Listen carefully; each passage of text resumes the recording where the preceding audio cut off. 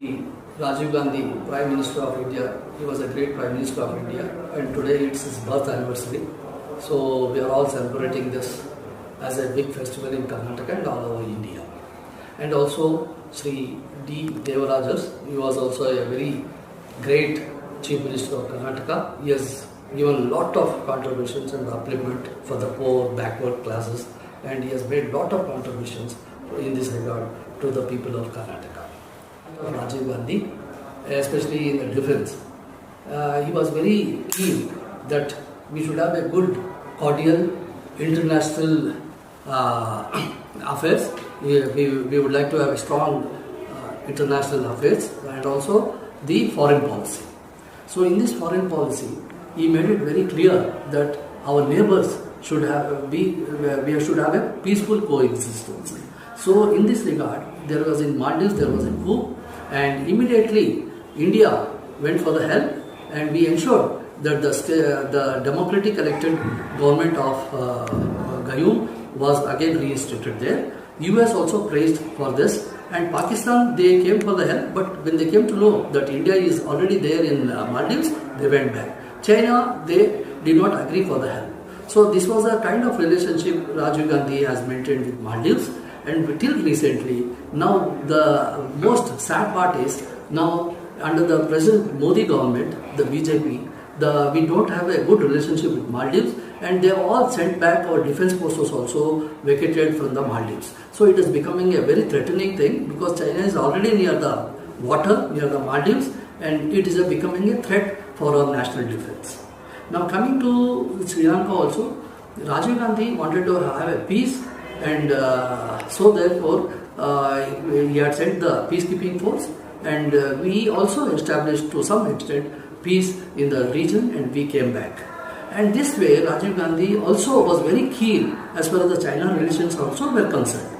There was a threat in Wangdongchu, there in Tawang, northern Tawang. So the Chinese had intruded during the winters, and Seema Suraksha Bal was not there.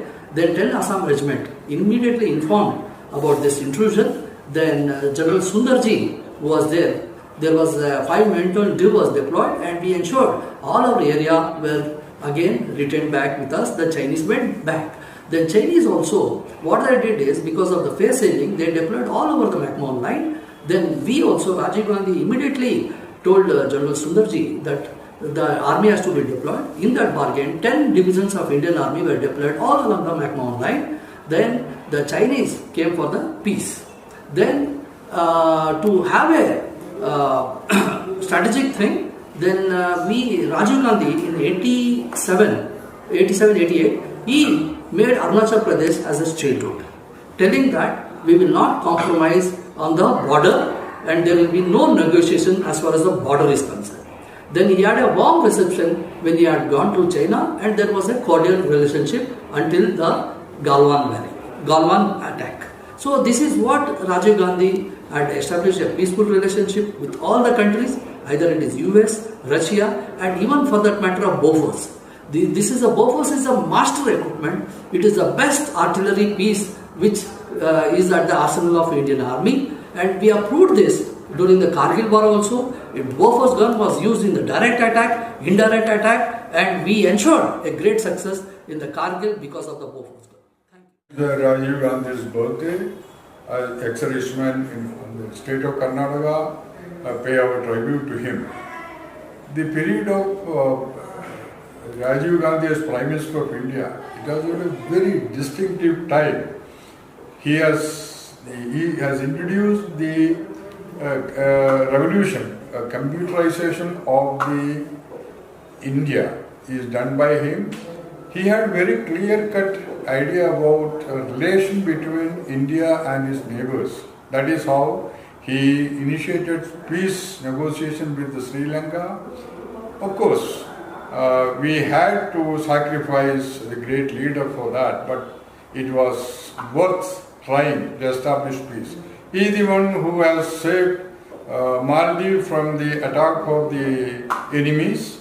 When no other countries came forward to help them, we went in.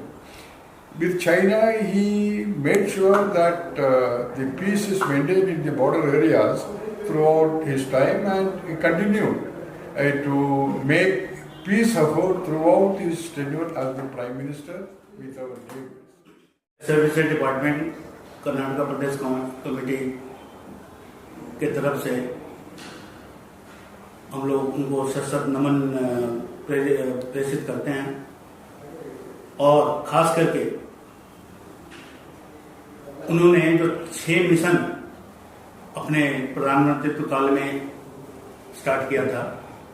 पहला था telecommunication, उसमें जो IT revolution है वो भी included है। आज जो हम पूरे भारतवर्ष में आईटी रिवॉल्यूशन जो देख रहे हैं और खास करके कर्नाटका में और उसमें भी खास करके जो बेंगलोर में है, हमारे की तरफ से ये राजीव गांधी का ही देन है जो आज यहाँ के इकोनॉमी में ये इतना बड़ा और खास करके इंडिया के इकोनॉमी में बहुत बड़ा योगदान दे रहा है।